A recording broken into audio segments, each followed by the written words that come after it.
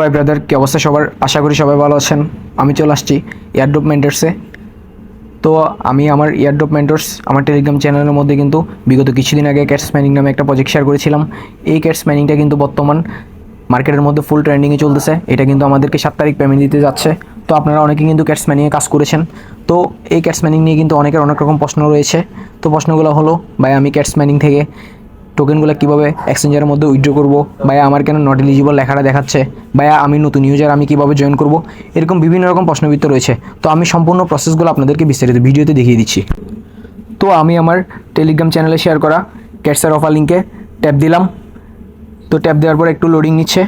তো এখানে জাস্ট লোডিংটা নিচ্ছে, এই জন্য আমার টেলিগ্রাম অ্যাকাউন্টটা কয় বছরের পুরানো, কতদিন হয়েছে, এটার উপর একটা আমাকে রিওয়ার্ডস দিবে। এই রিওয়ার্ডসটা হইতে পারে 700, 800, 1000, যার যত বছরের পুরানো টেলিগ্রাম অ্যাকাউন্টই, ওই অনুযায়ী আপনাকে একটা ক্যাটস টোকেন দেওয়া হবে।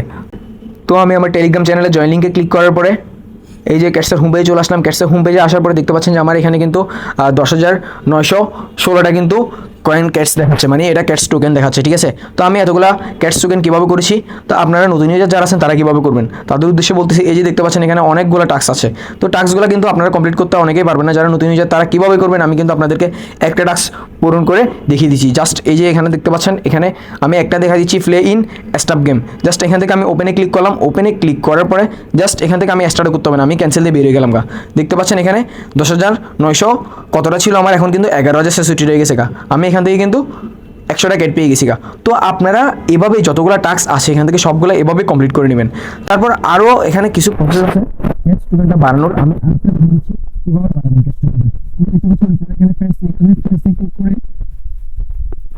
ফ্রেন্ডসে ক্লিক করে এখান থেকে ইনভাইট ফ্রেন্ডস লেখা আছে। জাস্ট এখানে ইনভাইট ফ্রেন্ডে ক্লিক করলাম।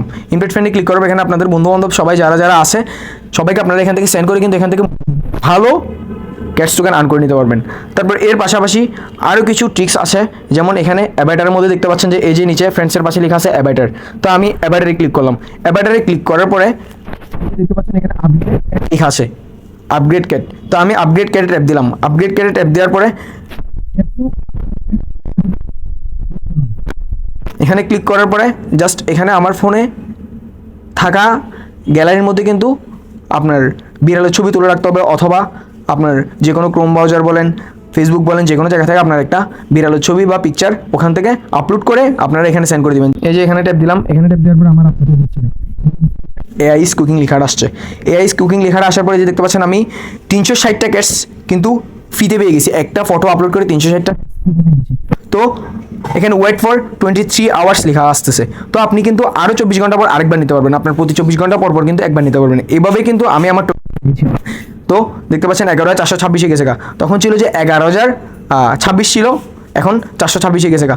বাকি টোকেনটা কিন্তু আমি অ্যাভাটারে গিয়ে এভাবেই করেছি। তারপর এখানে আমি অ্যাভাটারের পাশে দেখতে পাচ্ছি যে এয়ারড্রপ নামক একটা অপশন আছে। তো এখান থেকে কিন্তু আমি আমার এই যে ক্যাশ টোকেনটা আছে এখান থেকে কিন্তু আমি আমার ক্যাশ টোকেনটা উইথড্র করতে পারবো। জাস্ট এখান থেকে গিয়ে যাওয়ার পর আমি এক্সচেঞ্জারে ক্লিক করলাম। এই যে এক্সচেঞ্জারে ক্লিক করার পর নিচে কন্টিনিউ আসছে, কন্টিনিউতে ক্লিক করলাম। কন্টিনিউতে ক্লিক করার পর দেখতে পাচ্ছেন যে এখানে 4টা এক্সচেঞ্জার শো করতেছে।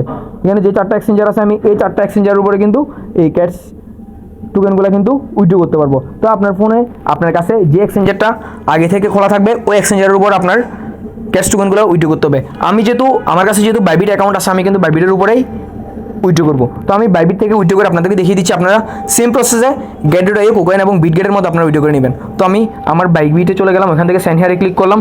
সেন্ড হিয়ারে ক্লিক করার পরে নিচে দেখতে পাচ্ছেন যে মিউ আই হ্যাভ ইট লেখা আছে। মিউ আই হ্যাভ ইটে ক্লিক করলাম। আই হ্যাভ ইটে ক্লিক করার পরে এখানে তো আছে যে বাইবিটের ইউআইডিটা, এই যে ইউআইডিটা আর ক্যাটসের ডিপোজিট অ্যাড্রেসটা আর এখানে মেমোটা খুঁজতেছে। তো আমি এগুলো কই পাবো? আমার ফোনে কিন্তু বাইবিটটা আগে থেকে লগ ইন ছিল, আর আপনাদের মাস্ট বি কিন্তু ভেরিফাইড হতে হবে বাইবিট অ্যাকাউন্টটা।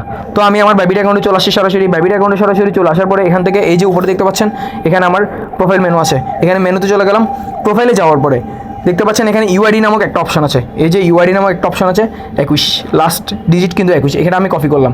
এটা কপি করে আমি এখন ক্যাটসের ডিপোজিট অ্যাড্রেসে কিন্তু এখানে পেস্ট করে দিব। এই যে ইউআইডি, বাইবিটের ইউআইডি খুঁজছে এখানে ওরা, আমি এখানে কিন্তু পেস্ট করে দিব। যে আমি এখানে পেস্ট করে দিলাম ইউআইডিটা। তো এখন আমার বলতেছে ক্যাটসের অ্যাড্রেসটা। তো আমি ক্যাটসের অ্যাড্রেসটা কিন্তু এখান থেকে পেয়ে যাবো। এই যে আমি ব্যাক করলাম। ব্যাক করার পরে নিচে দেখতে পাচ্ছেন যে এসএস নামক একটা অপশন আছে। এই যে নিচে এসএস নামক একটা অপশন আছে। এসএস নামক অপশনে আমি ক্লিক করলাম। এসএস নামক অপশনে ক্লিক করার পরে উপরে লেখা আছে ডিপোজিট নামক একটা অপশন।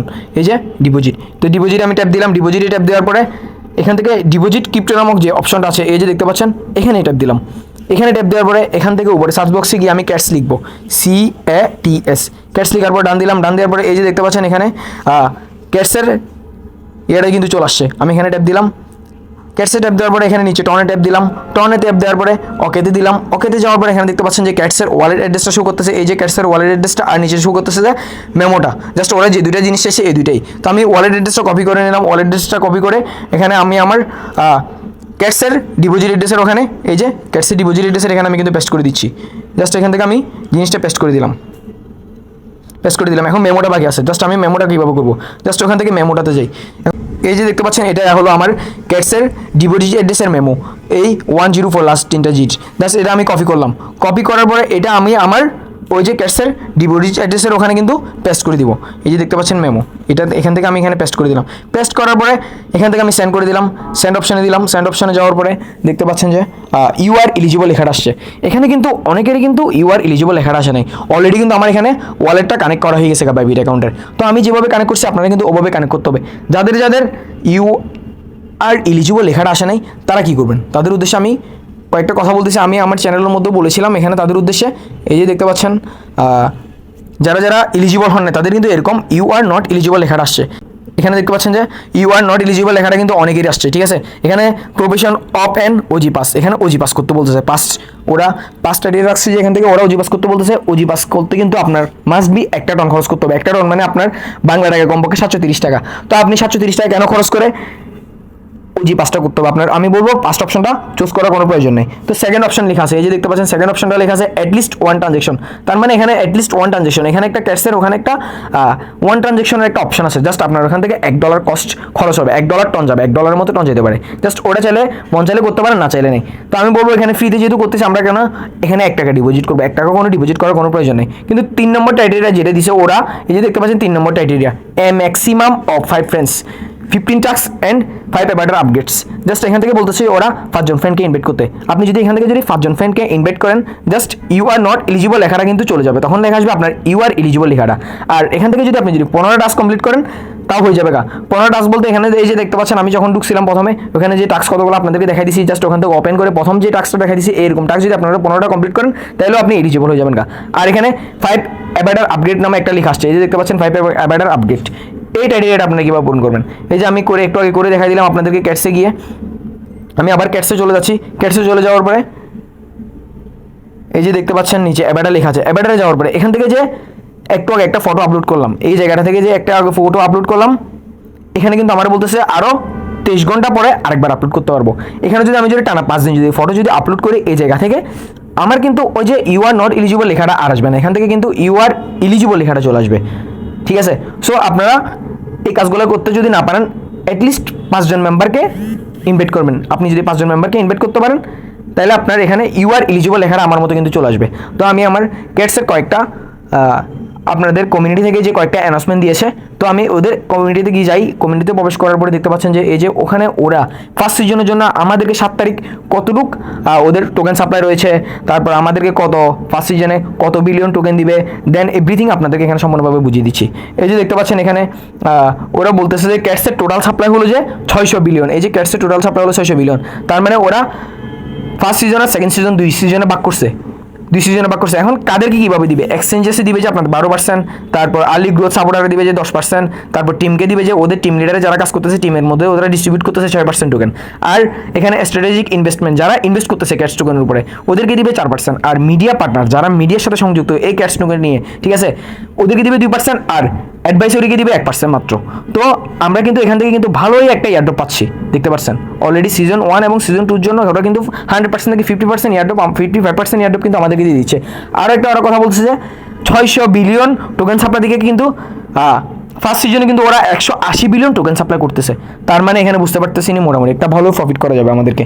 তো এখানে ওরা বলতেছে ওরা কয়েকটা ক্রাইটেরিয়া যেগুলো আমি প্রথমে ভিডিও করার সময় বলে দিয়েছি, দেখতে পাচ্ছেন যে ওরা ক্রাইটেরিয়া দিয়েছে যে ওজি পাস করতে হবে, ডেইলি ট্রানজেকশন করতে হবে, তারপর ইন অ্যাপ অ্যাক্টিভিটিস রাখতে হবে প্রত্যেকদিন অ্যাপসের মধ্যে আপনার, যাতে এখান থেকে টাস্কগুলো কমপ্লিট হয়, এইসব কয়েকটা কথাবার্তা বলছে। তো আমি এই জিনিসটা কিন্তু আমি ভিডিওর মাঝখানে প্রথমে ভেঙে দিয়েছিলাম। ওরা আমি যা বলছি এখানে কিন্তু ওরাই তাই ক্রাইটেরিয়া দিয়েছে।